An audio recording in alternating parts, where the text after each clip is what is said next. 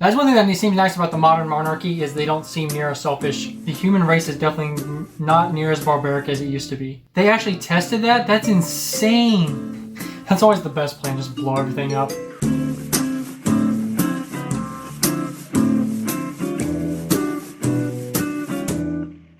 Hey everyone, welcome back. It is your favorite boy from the Midwest, Ethan, and today we're going to be looking at a British holiday.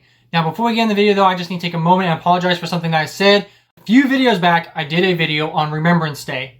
I really enjoyed learning about it, and I really like how you guys keep it, and that it's somber and serious, and how much you guys really take that time to remember the fallen British soldiers of World War I and World War II. I really like the respect that you guys give. Unlike over here for all Memorial Day and Veterans Day, that sometimes gets overshadowed by all the partying, drinking, eating, and the fact that it's a day off. What I need to apologize for is I called it a holiday, and a lot of you guys in the comments really did not like that, and I can understand it. I was not trying to take away from the seriousness or the respect of your guys' Remembrance Day. This is just one of those times that it's the cultural difference. We call pretty much everything a holiday, especially if it's a day off. The holidays I mentioned, we do call them holidays, and they are federal holidays. So that is why I called it a holiday, is just because that is what I am used to calling things like that.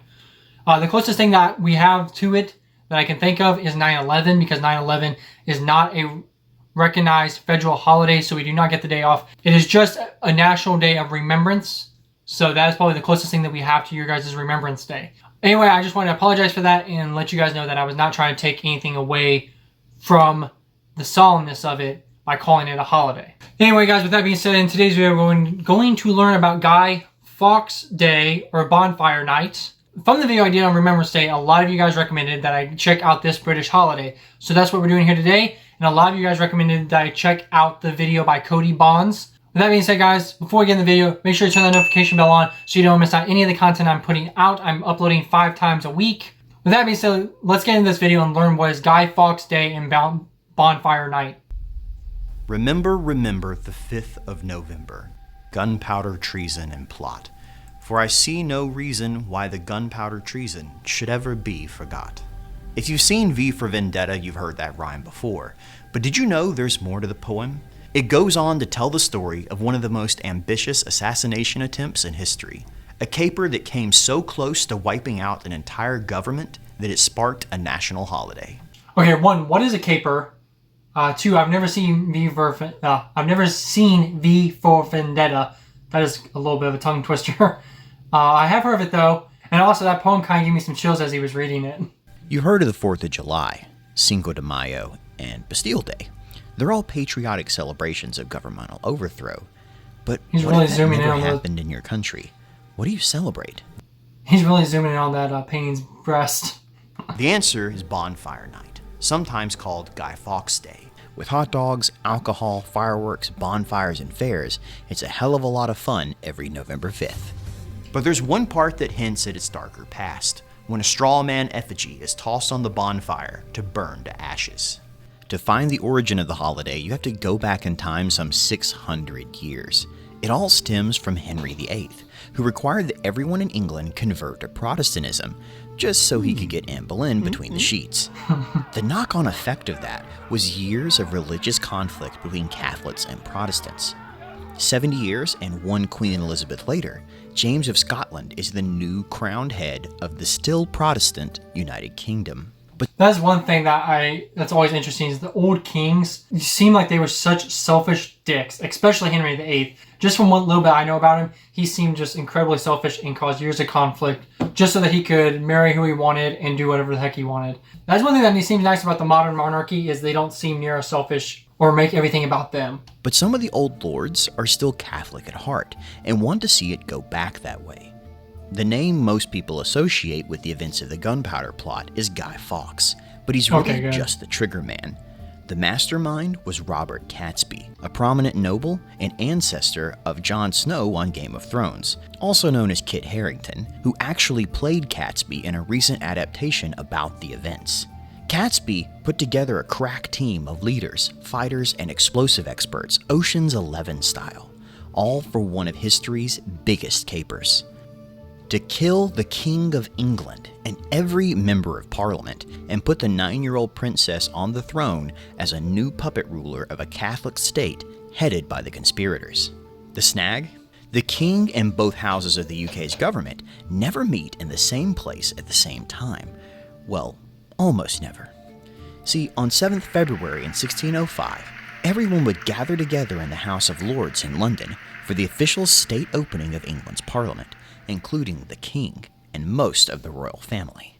The plan? Blow it all up. That's always the best plan, just blow everything up. Using a house in London, barrels of gunpowder would be smuggled into the city. Then each night it would be rowed across the Thames and put into a rented room next door to the Parliament. And if this sounds impossible, remember that London wasn't always the bustling metropolis that it is today. But then came the hard part. They would need to dig a tunnel all the way to the House of Lords, past shops, houses, and lots of little old ladies with nothing to do but put their noses in things. But even if they got there, they couldn't exactly hide barrels of gunpowder under butt cushions. The digging was going well, but then they started to hear noises in the tunnels. Someone else was down there. Fawkes was sent out to investigate. It turned out to be a little old lady clearing her supplies out of a leased basement space, the exact basement that the conspirators were tunneling towards. In a brilliant stroke of chance, they were able to rent the exact location they were trying to plant their bombs. It's a good thing that a healthy dose of money can solve most problems. Luckily, the House of Lords was converted from a palace built in the old style, with a massive undercroft beneath the main building used to store firewood and supplies. Years of palace life had left it full of broken bits, odds, and ends, so a few more dirty barrels wouldn't go amiss. It's crazy to see their determination. Just they must have really hated the king and really wanted to be in power. And this is a pretty elaborate plan, but mainly it took a ton of work. Guy Fawkes was a proper hard man, a Yorkshire boy who'd spent 10 years working as a mercenary for Catholic armies in the Netherlands and Spain, making himself such an expert in war he even picked up a foreign moniker, Guy Fawkes. And as the man had saltpeter in his veins, he was put in charge of the explosives for the plot. For this job, he reckoned 20 barrels ought to do it. By his figuring, he'd take out the basement, the chamber, the walls, and then blow the roof off for good measure. But when he saw the massive undercroft, he put in 16 more, making it an even 2.5 tons to do the deed. That should be Turns enough. out, it was more than enough.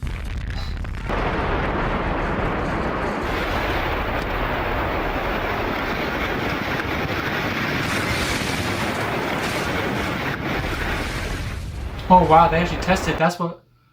They actually tested that? That's insane. Wow. Is it just me as an American, or is it really satisfying watching stuff blow up? Wow. But there was a complication. A bad batch of plague hit London. The opening of Parliament was postponed to July, but then things got worse and it was pushed back again, this time to 5th November. The conspirators started getting squirrely. An anonymous letter had been given to the friend of a member of the House of Lords, telling him to lay low and not to come to the opening of Parliament. Someone was having an attack of conscience. With their names on the leases around Parliament and a big pile of bang in the basement, it wouldn't take a genius to connect 1 and 2. And to make it worse, the wait and the long, wet London weather spoiled the powder, and it all had to be replaced. Of course, that bloody London weather screwing everything up. Somehow they managed it without being noticed, and to keep people from sniffing around, they piled firewood and coal over top of it, disguising it in the basement. Word got back to the conspirators that a letter had been sent out. They were blown, but Parliament was still happening, and they were in too deep to back out now. They were blown. And with a fast boat waiting in the harbor, all they needed was to put a torch to tinder and hightail it to the continent if it went south. So Catesby and the rest headed for the Midlands, armed to the teeth. When the powder went off, they'd start a revolt and set themselves at the top. Guy Fawkes took a pocket watch off one of them before they left, set his fuses for the opening ceremony, and found himself a comfortable spot in the dark cellar beneath Parliament. But what they didn't count on was the king. The letter reached James of England on Friday, 1st November, and he wasn't about to ignore it. His own dear old dad had been blown to bits by a gunpowder assassination, so he wasn't taking any chances. He sent his men to search Parliament. They turned up nothing. All they found was a serving man and a bunch of coal. Feeling the pressure on him, Fawkes put on his hat, cloak, and spurs. ready to hit the road and ride as soon as the fuses were lit. He timed them out. Slow matches burned at 1 foot per hour, and Parliament opened at 8. So at midnight, he snipped off 8 foot of cord and ran it to the barrels, then lit his lantern to make ready. But a light appeared in the stairs to the undercroft. Armed guards with torches surrounded Fawkes. He was nicked. And being a good Catholic boy, he went quietly and didn't even blow the gunpowder. After all, it was a fair cop. When they asked him what he was about, he didn't even lie. He laid it plain and true: to blow up the king in Parliament. Those words... I mean, at least he was honest, but I feel like it would have been pretty obviously what he was trying to do. Sparked a hunt across the nation. The king knew Guy Fawkes couldn't have acted alone, but he wasn't talking, and a life-on campaign had left Guy Fawkes tough as nails. The king needed whatever the man knew now, so he agreed to put the question to him properly, with manacles on the rack. To everyone's astonishment, it's insane that torture used to be commonplace. Ah, gosh. Cannot imagine that. At least the modern monarchy doesn't do anything like this. he lasted 2 full days before he broke. Oh, wow. And before you call the man a snitch, take a look at his signature on the day he was captured, and then after 2 days of torture. Oh, I just can't imagine that. I actually have heard that, unlike in the movies where you see someone get tortured for weeks or months at a time and never gives up any information, that no matter how conditioned you are, you will break eventually. The fact that he lasted 2 whole days is definitely a testament to how tough he was.